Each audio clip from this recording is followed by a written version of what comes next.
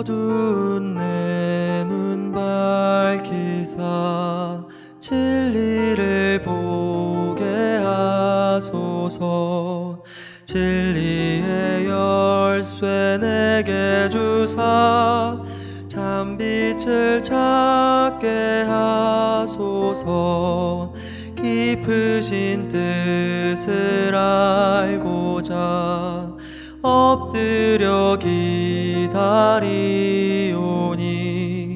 내 눈을 뜨게 하소서. 성령이여 막혀진 내 귀 여시사 주님의 귀한 음성을 이 귀로 밝히 들을 때에 내 기쁨 한량 없겠네. 깊으신 뜻을 알고자 엎드려 기다리오니 내 귀를 열어주소서. 성령이여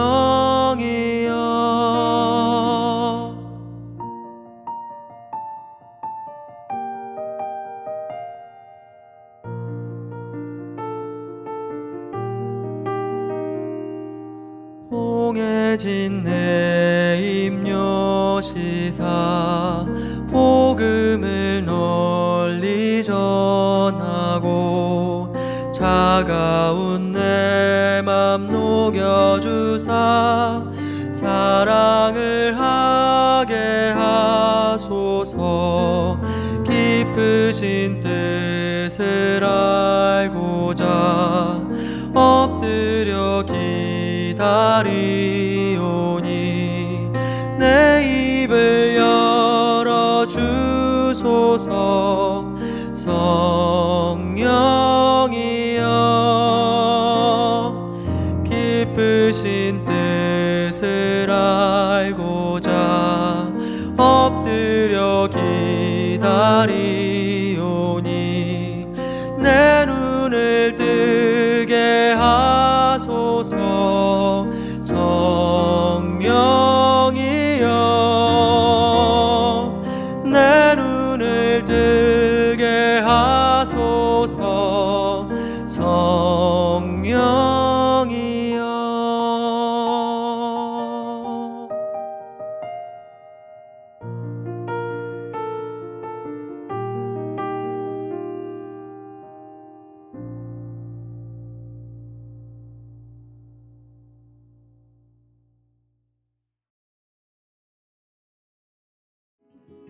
토요 묵상 말씀은 요한복음 12장 20절에서 33절입니다. 명절에 예배하러 올라온 사람 중에 헬라인 몇이 있는데 그들이 갈릴리 벳세다 사람 빌립에게 가서 청하여 이르되 선생이여 우리가 예수를 배웁고자 하나이다 하니 빌립이 안드레에게 가서 말하고 안드레와 빌립이 예수께 가서 여쭈니 예수께서 대답하여 이르시되 인자가 영광을 얻을 때가 왔도다. 내가 진실로 진실로 너희에게 이르노니 한 알의 밀이 땅에 떨어져 죽지 아니하면 한 알 그대로 있고 죽으면 많은 열매를 맺느니라. 자기의 생명을 사랑하는 자는 잃어버릴 것이요 이 세상에서 자기의 생명을 미워하는 자는 영생하도록 보전하리라. 사람이 나를 섬기려면 나를 따르라. 나 있는 곳에 나를 섬기는 자도 거기 있으리니 사람이 나를 섬기면 내 아버지께서 그를 귀히 여기시리라. 지금 내 마음이 괴로우니 무슨 말을 하리요. 아버지여 나를 구원하여 이 때를 면하게 하여 주옵소서. 그러나 내가 이를 위하여 이 때에 왔나이다. 아버지여 아버지의 이름을 영광스럽게 하옵소서 하시니 이에 하늘에서 소리가 나서 이르되 내가 이미 영광스럽게 하였고 또다시 영광스럽게 하리라 하시니 곁에 서서 들은 무리는 천둥이 울었다고도 하며 또 어떤 이들은 천사가 그에게 말하였다고도 하니 예수께서 대답하여 이르시되 이 소리가 난 것은 나를 위한 것이 아니요 너희를 위한 것이니라. 이제 이 세상에 대한 심판이 이르렀으니 이 세상의 임금이 쫓겨나리라. 내가 땅에서 들리면 모든 사람을 내게로 이끌겠노라 하시니 이렇게 말씀하심은 자기가 어떠한 죽음으로 죽을 것을 보이심이러라. 아멘.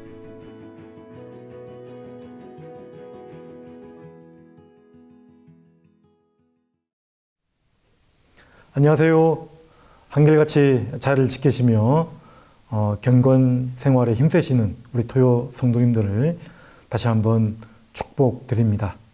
오늘 말씀의 제목은 십자가의 의미와 영광이라는 제목으로 함께 말씀을 나누도록 하겠습니다. 예수님께서는 지금 12장에 와서 예루살렘에 입성하고 계셨습니다. 나귀를 타고 겸손하게 입성하셨음에도 불구하고 대중들은 자신들의 억압과 그런 제한적인 그런 압박 속에서 해방시켜줄 정치적 지도자, 경제적 지도자, 그리고 종교적 옥석박에서 벗어날 그런 지도자로서 지금 환호하고 있었습니다. 그런 반면 또 종교 지도자들은 자신의 기득권과 이익을 위해서, 현상 유지를 위해서 또 예수를 적대시하는, 둘 다 바른 방향이 아닌 것이죠. 그런 시선으로 지금 예수님을 바라보고 있습니다. 자, 그럴 때에 사람들이 지금 모여들고 있는 중입니다. 여기 오늘 본문 앞절 19절에도 보라, 온 세상이 그를 따르는도다. 바리새인들은, 종교 지도자들은 위기를 느끼고 있을 때였습니다. 그때 헬라인들이 여기 20절에 보시면 명절에 예배하러 올라온 사람 중에 헬라인 몇이 있는데, 여기서 헬라인이라는 것은 이방인들, 온 세상의 사람들을 상징하는 사람들이라고 할 수 있습니다. 유대인들이 아닌 헬라인들도 이제 예수님께 면담하고자 찾아왔습니다. 헬라식 이름이었던 빌립에게 먼저 찾아왔었고요. 또 빌립은 안드레에게, 같은 동양 사람, 베세다 사람이었죠. 안드레에게 알려서 안드레가 예수님께로 데려옵니다. 참, 이 안드레는 지난번 오병이어 때도 그랬지만 물고기 2무리와 떡 5개로 예수님께로 그냥 가져갔더니 하나님 예수님께서 기적을 베풀어 주지 않았습니까? 그런 것처럼 항상 연결하고 유통시키는 파이프라인 역할을 잘 하는 사람인 것 같습니다. 자, 이렇게 사람들이 몰려옵니다 라고 했던 이 물음에, 그리고 예수님을 찾고 있습니다라는 이 요청에 예수님은 그 일에 즉각적으로 대답하지 않고 죽음에 대해서 얘기를 합니다. 23절 보시면 예수께서 대답하여 이르시되 인자가 영광을 얻을 때가 왔도다. 인자가 영광을 얻는다라는 이 영광스러운 때는 요한복음 전반에 걸쳐서 나타나는 사건은 바로 십자가의 사건입니다. 십자가의 죽음의 일들인 것이죠. 수치스러운 죽음이 어떻게 영광의 사건이 될 수 있는가? 자, 오늘 그러한 십자가의 의미와 영광에 대해서 몇 가지로 살펴보도록 하겠습니다. 먼저는 십자가의 사역은 죽음과 섬김을 통한 사역입니다. 죽음과 섬김을 통한 많은 사람들에게 유익을 끼치는, 열매를 맺는 사역이라는 것입니다. 24절을 보십시오. 내가 진실로 진실로 너에게 이르노니, 내가 정말로 정말로 너에게 이르노니 하늘의 밀이 땅에 떨어져 죽지 아니하면 하늘 그대로 있고 죽으면 많은 열매를 맺느니라. 이것은 희생의 죽음, 예수님의 그런 죽음을 통해서만 열매를 맺을 수 있다, 살릴 수 있다는 것을 선포하는 말씀입니다. 죽음과 섬김의 사역인 것이죠. 많은 사람들의 생명을 살리기 위해서 종된 모습으로 오신 예수님을 설명하고 계시는 것입니다. 예수님은 자신이 하나님이면서 하나님의 능력과 권위를 사용하지 않으셨습니다. 그냥 겸손과 순종으로, 희생과 헌신으로, 봉사로 우리에게 다가오셨던 분이셨던 것이죠. 이후 장에 보면 예수님이 제자들의 발을 씻기는 모습이 대표적인 예수님의 섬김의 현장이라고 할 수가 있습니다. 철저히 자신을 부정하고, 자, 그래서 25절에 보시면 자기의 생명을 사랑하는 자는 잃어버릴 것이요 이 세상에서 자기의 생명을 미워하는 자는 영생하도록 보전하리라. 여기서 생명을 사랑한다, 생명을 미워한다, 이 표현은 셈어적 관용어구라고 할 수 있습니다. 어떤 것을 선택하다, 어떤 것을 선호하다, 선택하는 것을 사랑한다고 표현하는 것이고요. 선택하지 않는 것을 미워하다라고 이렇게 표현하는 어법이라고 할 수 있습니다. 근데 여기서 보면 자기의 생명, 이 생명과 또 영생이라는 단어가 비슷한 단어여서 헬라어 원어를 소개해 드리면, 여기서 생명이라는 단어는 푸시케라고 해서 육체적인, 그리고 영혼, 육체적인 모습을 나타내는 것입니다. 근데 여기 뒤에 보면 영생이라는 것은 조에라고 해서 현재 살아있는 상태, 생명의 본질을 말할 때 사용되는 단어라고 할 수 있습니다. 그러니까 자신의 육신을 사랑하는 자는, 현세적인 육체적 욕망을 사랑하는 자는, 자신을 사랑하는 자는 잃어버릴 것이다.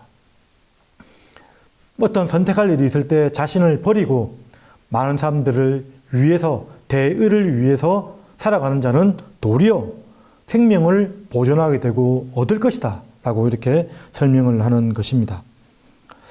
이것이 바로 십자가의 원리가 되는 것입니다. 예수님은 자신의 희생과 죽음을 통해서 많은 사람을 살리는 그러한 원리로 십자가 사건을 몸소 이끌어 가시고 또 우리에게 놀라운 은혜를 주신 것입니다. 또한 두 번째는 십자가 죽음은 바로 예수님이 죄와 어둠, 악 그 자체가 되는 사건이었던 것입니다. 예수님은 참으로 그분의 뜻과 방식대로 일하셨습니다. 근데 십자가 사건을 앞두고는 아주 고통스러워하는 모습을 우리는 맞닥뜨리게 됩니다. 27절 말씀을 한번 보십시오. 지금 내 마음이 괴로우니 무슨 말을 하리요. 아버지여 나를 구원하여 이때를 면하게 하여 주옵소서. 그러나 내가 이를 위하여 이때에 왔나이다. 마음이 괴로우니, 이 괴롭다는 이 표현은 경악하고 아주 초조해하는 그런 모습입니다. 몹시 싫어하는 그런 단어라고 할 수가 있습니다. 십자가의 죽음 앞에서 예수님이 아주 놀라실 수가 있습니다. 죽음의 공포, 십자가의 고통, 결코 작은 일이 아닐 것입니다. 그러나 예수님이 겟세마네 동산에서도 이때를 면하게 해달라고 요청했던 바와 같이 예수님이 자주 이렇게, 그리고 아주 힘들어하면서 하나님께 요청하는 것은 지금까지도 잘 왔잖아요. 자발적으로 이곳까지 왔음에도 불구하고 이런 말을 하는 것은 정말 영적인 그 육체적인 죽음 이상이었던 것이 있기 때문에 그렇다는 것을 우리는 알게 되는 것입니다. 십자가의 죽음은 예수님이 바로 죄가 되는 사건입니다. 예수님이 어둠과 죽음의 세력의 그 자체가 되는 사건이었던 것입니다. 그러니까 다시 말해서 십자가의 사건은 죄의 그 자체가 되셔서 하나님과의, 아버지와의 연합됨, 하나 되었던 그 관계가 완전히 단절되어 버린 그런 사건이라고 할 수 있다는 것입니다. 그러니까 이 십자가 사건은 신적 고통, 신적 버려짐, 그러니까 인간으로서는 이해할 수 없는 아주 극심한 영적인 고통의 순간이라고 할 수가 있는 것입니다. 이때를 싫어하는 것은 어쩌면 선 그 자체이신 하나님이신 예수님으로서는 당연한 것일 수 있는 것이죠. 예수님은 거룩하신, 완전 무음하신, 무결하신, 거룩하신 하나님이신 것입니다. 신음하는 인류를 위해서 대리적 속죄를 이루신 그러한 하나님이심을 우리가 알게 되는 것입니다. 자, 이때를 위해서 왔다라고 이렇게 말씀하고 있는데요. 근데 이 일은 이후의 말씀들을 보면 영광스러운 사건이었다라고 하나님께서 나타나셔서 직접 선포해 주셨습니다. 예수님이 아기 예수로 이 땅에 오신 것부터 예수님의 전 삶을 통해서도 육신의 부모에게 순종하고 그 행하는 모든 삶에서도 하나님께 영광이 되었을 뿐만 아니라 이제 십자가의 영광, 이 예수님의 이 땅의 사역의 절정을 이제 눈앞에 두고 있는 것입니다. 십자가 사역은 바로 하나님의 영광이 드러나는 절정의 순간이 된다는 것입니다. 자, 그래서 세 번째는 십자가는 이제 최종 심판과 승리를 예고하는 사건이라는 것입니다. 31절, 32절에 한번 보십시오. 31절. 이제 이 세상에 대한 심판이 이르렀으니 이 세상의 임금이 쫓겨나리라. 십자가 처형은 하나님의 아들을 아무런 거리낌 없이 무참히 죽인 극악무도한 사건이었습니다.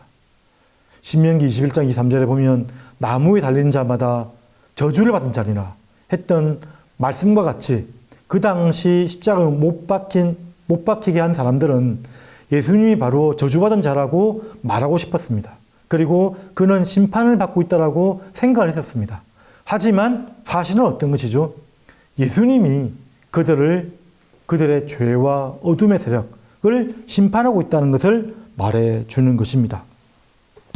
어둠의 세상 주관자들과 세상에 있는 악의 영들을 이제 완전히 패퇴시키는 일이 되는 것입니다. 그러니까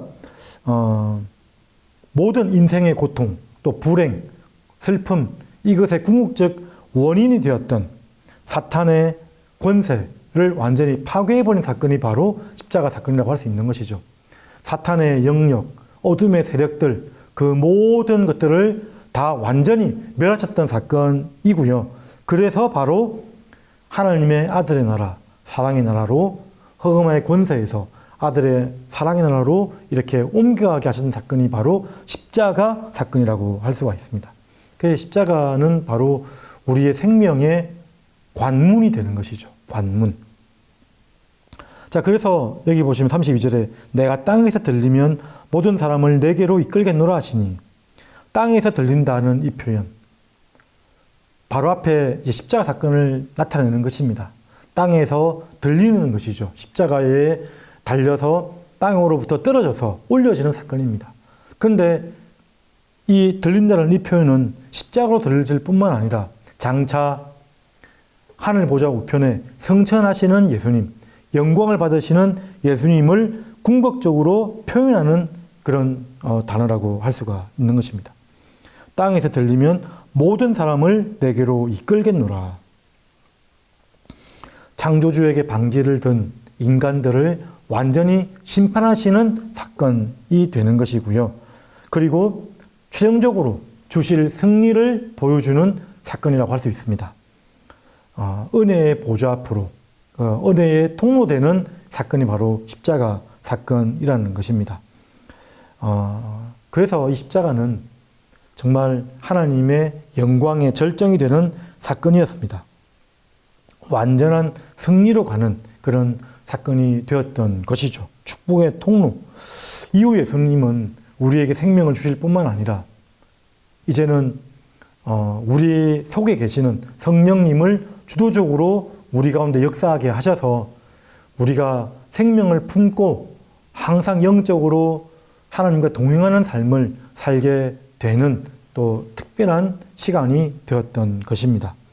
예수님은 그 이후에 정말 하나님께서 더 높여 주셨던 거죠. 그래서 사상과 계층과 인종을 초월하여서 가장 큰 영향력을 미치는, 지금도 그런 영향력을 주는 분이 되었던 것입니다. 십자가는 바로 우리에게 궁극적 승리를 주는 그러한 사건이었습니다. 자, 오늘 말씀은 십자가의 의미와 영광을 우리가 이렇게 살펴보았습니다.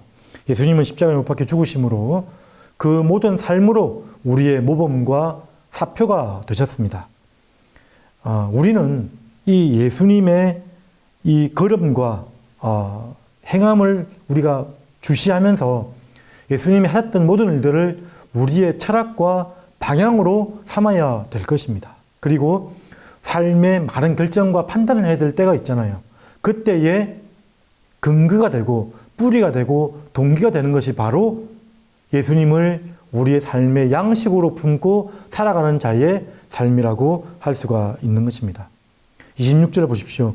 사람이 나를 섬기려면 나를 따르라. 사람이 나를 섬기는 방법이 여러 가지가 있는데 어떤 기능적인 어떠한 역할, 프로그램 이런 것이 아니고요. 예수님을 따르는 것입니다. 예수님을 따르라. 나 있는 곳에 나를 섬기는 자도 거기 있으리니 사람이 나를 섬기면 내 아버지께서 그를 귀히 여기시리라. 우리는 예수님께서 십자가에 죽으심으로 걸어갔던 그 길을 우리가 따라가야 되는 것입니다. 예수님을 섬기는 것은 그분을 따르는 것입니다. 그럴 때에 사람이 예수님을 섬기면 아버지 하나님도 그 예수님을 섬기는 자들을 귀하게 여기신다. 아름답게 여기시고 복되게 여기시고 우리를 인정해 주시고 이 귀히 여긴다는 이 표현은 존경한다는 표현입니다. 우리를 존중해 주는 은혜를 누리게 될 것입니다. 우리 오늘 본문에서 나타난 십자가의 영광에 대해서 잘 묵상하고 열매를 맺기 위한 죽음과 그런 섬김의 사역인 십자가, 그리고 죄와 어둠 그 자체가 되셔서 완전히 멸하셨던 그 어둠의 색들을 완전히 멸절시키셨던 그 십자가의 사역들, 완전한 승리를 담보해 주셨던 십자가의 사역을 잘 묵상하고 예수님을 따르는 또 한 주간의 삶이 되시기를 주님의 이름으로 축복드립니다. 다 같이 오늘 말씀을 기억하면서 기도하도록 하겠습니다. 가지고 나온 기도 제목을 들고 함께 기도하며 나아가겠습니다. 은혜가 풍성하신 하나님 아버지, 오늘도 십자가의 의미를 묵상케 하시니 감사드립니다. 예수님이 하신 모든 일들이 우리의 양식이 되게 하셔서 하나님 결정과 판단과 하나님 우리의 모든 삶의 중심이 되게 하여 주시옵소서. 예수님의 행했던 모든 일들이 말씀이 우리 삶의 철학이 되게 하여 주시옵소서. 십자가의 사건은 참으로 예수님께서 어둠, 악, 죄의 그 자체가 되신 사건임을 알고 그 모든 어둠의 색들을 멸하셨던 사건임을 알아서 승리를 담보해 주시는 그 승리하신 예수님을 묵상하며 오늘도 담대히 한 걸음 나아가기를 원하오니 하나님 함께